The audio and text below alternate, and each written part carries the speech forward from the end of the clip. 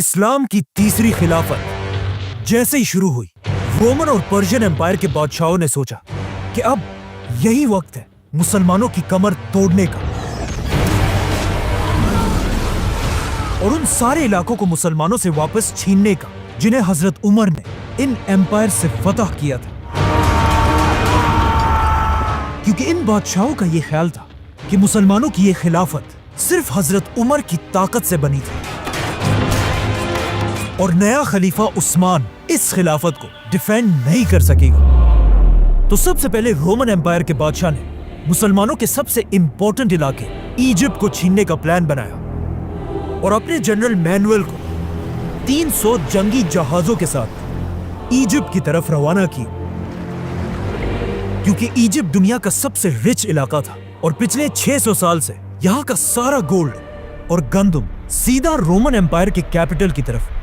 بھیجا جاتا تھا۔ لیکن اب حضرت عمر کی خلافت میں ایجپٹ کو فتح کرنے کے بعد یہاں کا سارا مال رومن امپائر کے بجائے مسلمانوں کے کیپٹل مدینہ کی طرف جانے لگا اور یہ رومن امپائر کی اکانومی کے لیے ایک بہت بڑا دھچکا تھا۔ اسی لیے 300 جہازوں میں رومن امپائر کی بہت بڑی فوج مسلمانوں کے ایجپٹ کی طرف بہت تیزی سے بڑھ رہی تھی اور اس فوج سے لڑنا کوئی آسان کام نہیں تھا۔ اسی لیے سارے مسلمان ایجپٹ کو فتح کرنے والے صحابی اور جنرل عمر بن عاص کی طرف دیکھنے لگے، لیکن یہاں پر ایک بہت بڑا مسئلہ تھا۔ مسلمانوں کے جنرل عمر بن عاص کو اس حملے سے پہلے ہی ان کی پوزیشن سے ہٹا دیا گیا تھا۔ اصل میں اس سے کچھ ہی سال پہلے عمر بن عاص رضی اللہ تعالیٰ عنہ نے حضرت عمر کے دور میں پہلی بار ایجپٹ فتح کیا، جسے ہم پورا ایکسپلین کر چکے۔ ایجپٹ فتح کرنے کے بعد خلیفہ عمر رضی اللہ تعالیٰ عنہ نے عمر بن عاص کو پورے ایجپٹ کا گورنر بنایا، لیکن پہلے دن سے خلیفہ عمر کو اپنے اس گورنر عمر بن عاص رضی اللہ تعالیٰ عنہ سے ایک بہت بڑی شکایت تھی، اور وہ شکایت یہ تھی کہ ایجپٹ دنیا کا سب سے رچ علاقہ ہونے کے بعد بھی حضرت عمر بن عاص وہاں سے مدینہ کی طرف بہت کم ٹیکس بھیج رہے تھے، اور حضرت عمر اس بات سے بالکل بھی خوش نہیں تھے۔ بٹ اس سب کے بعد بھی حضرت عمر نے اپنی خلافت کے آخری دن تک عمر بن عاص کو ان کی پوزیشن سے نہیں ہٹایا۔ لیکن جیسے ہی حضرت عثمان کی خلافت شروع ہوئی، ان کی پرسنالٹی حضرت عمر سے بالکل اپوزٹ تھی، اور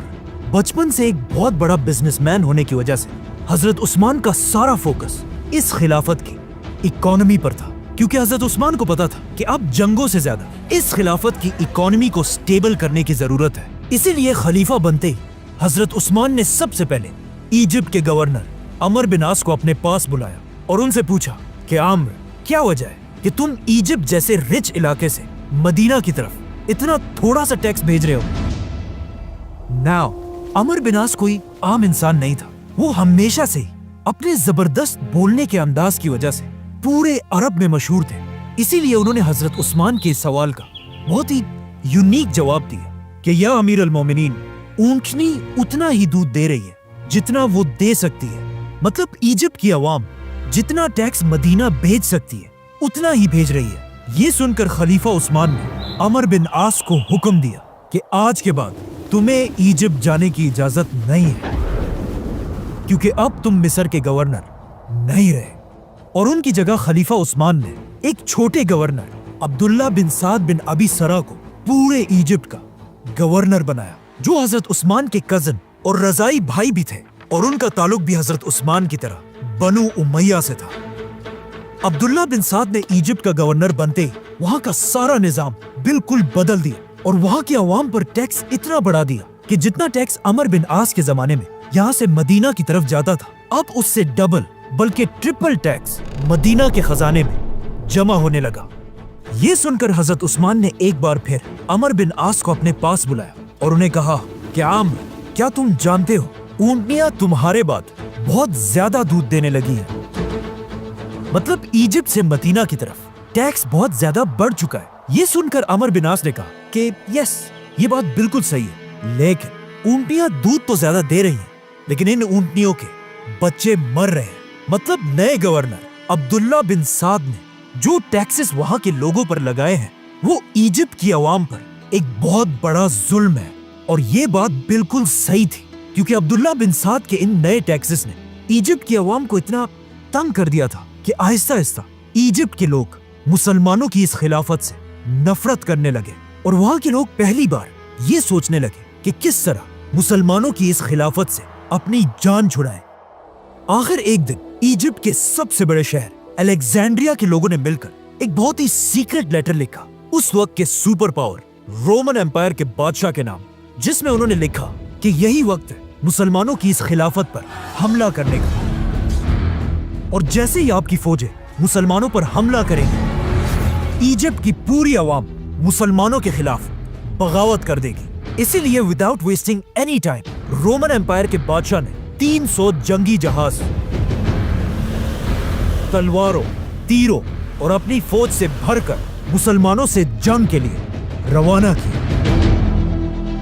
جیسے ہی رومن امپائر کی فوج ایجپٹ کے سب سے بڑے شہر الیگزینڈریا تک پہنچی، وہاں کی عوام نے انہیں دیکھ کر مسلمانوں کے خلاف بغاوت کر دی، اور وہ رومنز کے ساتھ مل کر مسلمانوں کی فوج کو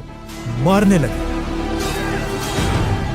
اور بہت ہی آسانی سے انہوں نے الیگزینڈریا جیسی امپورٹنٹ سٹی مسلمانوں سے چھین لی۔ صرف کچھ ہی مسلمان ایسے تھے جو بہت مشکل سے اپنی جان بچا کر الیگزینڈریا سے بھاگ گئے اور سیدھا ایجپٹ کے کیپٹل کی طرف گئے، اور جا کر وہاں مسلمانوں کے گورنر عبداللہ بن سعد کو بتایا کہ پورے ایجپٹ میں مسلمانوں کے خلاف ایک بہت بڑی بغاوت ہو چکی ہے۔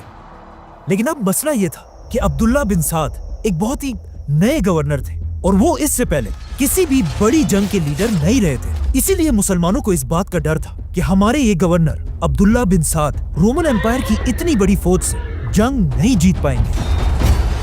اور ایجپٹ ہمیشہ کے لیے مسلمانوں کے ہاتھ سے نکل جائے گا۔ اسی لیے ایجپٹ کے مسلمانوں نے مل کر خلیفہ عثمان رضی اللہ تعالیٰ عنہ کی طرف ایک لیٹر بھیجا کہ آپ عبداللہ بن سعد کو ہٹا کر ان کی جگہ دوبارہ عمر بن عاص کو ایجپٹ کا گورنر بنائیں، کیونکہ عمر بن عاص ایک بہت بڑے لیڈر اور جنرل تھے۔ انہوں نے اس سے پہلے بھی پورے ایجپٹ کو فتح کیا تھا، جس کی وجہ سے اب تک رومن امپائر کے فوج کے دلوں میں عمر بن عاص کے نام کا خوف تھا۔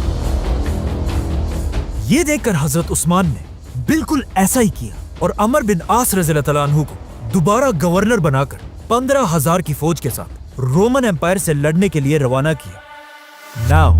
جو مسلمان اس سے پہلے رومن امپائر کی فوج کے سامنے بالکل مایوس ہو چکے تھے، اب عمر بن عاص کو ایجپٹ میں داخل ہوتا ہوا دیکھ کر وہ سب لڑنے کے لیے دوبارہ تیار ہوئے، اور حضرت عمر بن عاص کے حکم کا انتظار کرنے لگے۔ لیکن جیسے ہی عمر بن عاص مسلمانوں کے کیپٹل پہنچے، انہوں نے مسلمانوں کو کلیئرلی کہا کہ ہم